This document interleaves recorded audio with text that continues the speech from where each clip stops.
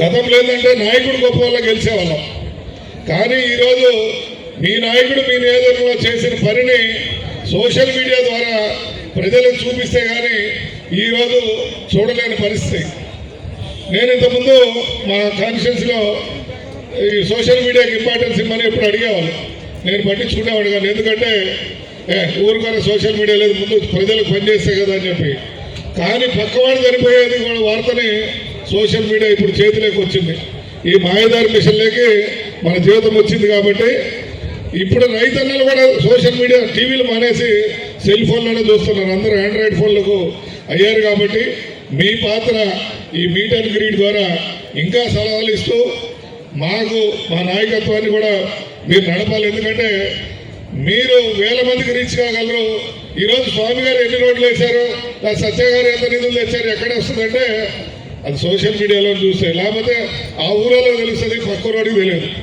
ఇప్పుడు నేను సత్య అన్నాడు ఒక మాట, అన్న సోషల్ మీడియాలో టాప్ అంటే అన్న ఇటు చేయకపోతే భవిష్యత్తులో మన ప్రతిపక్షంలో కూర్చోవాలని పరిస్థితి వస్తున్న భయంతో దాని మీద ఇటీవల ఫోకస్ చేశాం, కానీ అంతకుముందు ఎప్పుడు చేయలేదు.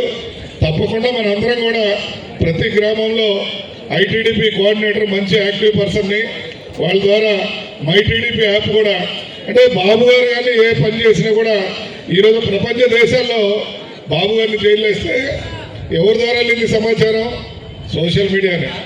అక్కడ చేసిన దాన్న మిగతా ప్రపంచం అంతా ఎట తెలిసింది సోషల్ మీడియానే.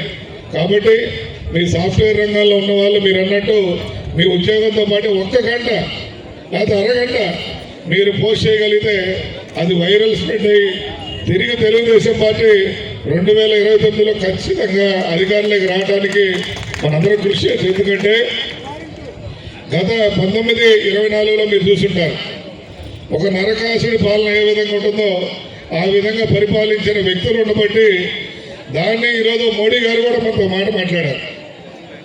మోడీ గారు ఏమంటున్నారు, నిన్న గడ్కరీ